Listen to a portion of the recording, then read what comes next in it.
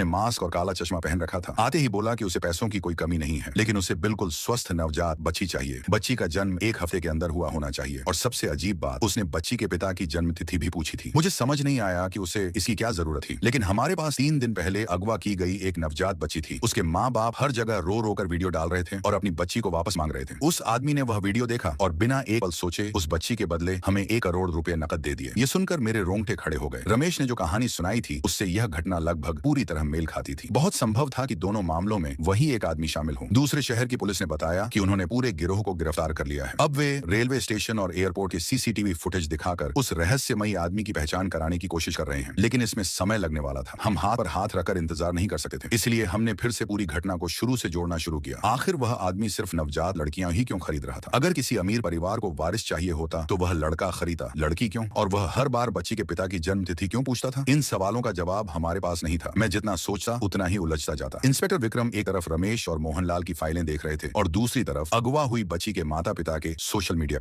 Video में बूढ़े माँ बाप हाथ में अपना पहचान पत्र लेकर रोते हुए कह रहे थे, हमारी बेटी का जन्म हुए अभी 1 हफ्ता भी नहीं हुआ था। उसका नाम तक दर्ज नहीं करा पाए थे कि उसे हमसे छीन लिया गया। जिस किसी के पास भी हमारी बेटी है, हम हाथ जोड़ते हैं, उसे कोई नुकसान मत पहुंचाना। तुम्हें जो चाहिए हम दे देंगे, बस हमारी बेटी हमें वापस लौटा दो। उनकी हर बात सुनकर दिल भारी हो गया। इंस्पेक्टर विक्रम कुछ देर तक चुपचाप वीडियो देखते रहे। फिर उन्होंने बच्ची के पिता के पहचान पत्र पर लिखी जन्म तिथि देखी और तुरंत रमेश की फाइल उठाकर उससे मिलाई। उन्होंने गहरी सांस ली और कहा, लगता है अब मुझे अपने पुराने दोस्त की मदद लेनी पड़ेगी। मैंने हैरानी से पूछा, पुराने दोस्त कौन? ये पहली बार था जब मैंने इंस्पेक्टर विक्रम के मुंह से किसी पुराने दोस्त का जिक्र सुना था। उन्होंने मुस्कुराकर मेरे कंधे पर हाथ रखा और कहा, थोड़ी देर में खुद मिल लोगे, पहले गाड़ी तैयार करो, हमें फीनिक्स पहाड़ी जाना है। फीनिक्स पहाड़ी पड़ोसी शहर का एक प्रसिद्ध पर्यटन स्थल था। वहां पहुंचने में करीब 5 घंटे लग गए। जब हम पहुंचे तब रात के 11 बज चुके थे। हमने एक छोटे से गेस्ट हाउस में कमरा लिया। हम सादे कपड़ों में थे, इसलिए रिसेप्शन वाले को पता नहीं चला कि हम पुलिस वाले हैं। वह मुस्कुराकर बोला, आप लोग घूमने आए हैं या पहाड़ पर रहने वाले खरगोश बाबा से मिलने? कई दिनों की लगातार जांच और सफर की थकान हमारे चेहरों पर साफ दिखाई दे रही थी। हम पर्यटक कम और परेशान लोग ज्यादा लग रहे थे। मैं कुछ पूछने ही वाला था कि इंस्पेक्टर विक्रम ने मुझे इशारे से रोक दिया। वह हंसते हुए बोले, नहीं नहीं, हम तो बस घूमने आए हैं। होटल वाला मुस्कुराया और चुप हो गया। कमरे में पहुंचते ही इंस्पेक्टर विक्रम ने सच बताया। जिस पुराने दोस्त की मैं बात कर रहा था वही इस इलाके के लोगों के लिए खरगोश बाबा है। मेरी उत्सुकता और बढ़ गई। मैंने उनसे उसके बारे में पूछना शुरू किया। वह सिगरेट का कश लेते हुए बोले, कल मिलोगे तो खुद समझ जाओगे। बस एक बात याद रखना, उसे सफाई बहुत पसंद है। कल उससे मिलने चलो तो बिल्कुल साफ सुथरे कपड़े पहनना। मैंने हैरानी से पूछा, मतलब वो कोई इंसान है? इंस्पेक्टर विक्रम हंस पड़े। और क्या तुम्हें सच में लगा था कि वो कोई चमत्कारी बाबा है? अगली सुबह हम दोनों फीनिक्स पहाड़ी की ओर निकल पड़े। काफी ऊपर चढ़ने के बाद हम एक 2 मंजिला पुराने लकड़ी के मकान के सामने पहुंचे। इंस्पेक्टर विक्रम ने दरवाजा खटखटाया। कुछ ही पलों में दरवाजा खुला। पुलिस की नौकरी में मैंने तरह तरह के लोग देखे थे, लेकिन इतना अलग और आकर्षक इंसान मैंने पहले कभी नहीं देखा था। वह मुश्किल से 22-23 साल का लगता था। उसे अल्बिनिज्म था। उसकी त्वचा, बाल, भौहें सब कुछ बिल्कुल सफेद था। हल्की गुलाबी आंखें, बेहद नाजुक चेहरे की बनावट। उसे देखकर सचमुच ऐसा लगता था जैसे किसी सफेद खरगोश का मानवीय रूप सामने खड़ा हो। शायद इसी वजह से लोग उसे खरगोश बाबा कहते थे। जैसे ही उसने इंस्पेक्टर विक्रम को देखा वह हल्का सा मुस्कुराया और बोला, तो तुम्हें अभी भी मेरी याद है? इंस्पेक्टर विक्रम भी मुस्कुरा दिए। तुम्हें भुलाने की हिम्मत किसमें है? फिर उन्होंने मेरी तरफ इशारा करते हुए कहा, ये मेरा शागिर्द है, इसे अमन कह सकते हैं। खरगोश बाबा हमें अंदर ले गए। घर का माहौल बेहद साधारण था। बैठक में भगवान बुद्ध की एक मूर्ति रखी थी और कुछ पुराने लकड़ी के सोफे। उन्होंने सीधे पूछा, बताइए क्या बात है? मैं और इंस्पेक्टर विक्रम ने पूरे मामले की शुरुआत से लेकर अब तक की सारी जानकारी उन्हें विस्तार से बता दी। उन्होंने सभी संदिग्धों की फाइलें अपने पास रखी और कुछ देर के लिए अंदर वाले कमरे में चले गए। करीब आधे घंटे बाद जब वह लौटे तो उनके हाथ में पीले रंग के कुछ कागज थे जिन पर अजीब तरह के चिन्ह बने हुए थे। उन्होंने उन कागजों को देखते हुए कहा, जिस व्यक्ति का नाम मोहनलाल है उसे छोड़कर बाकी दोनों मामलों में एक बात बिल्कुल समान है। मैंने तुरंत पूछा, कौन सी बात? उन्होंने मेरी तरफ देखते हुए कहा, तुमने बताया था कि वह रहस्यमयी आदमी हमेशा नवजात लड़कियों को ही लेकर जाता है, क्या यह सही है? हाँ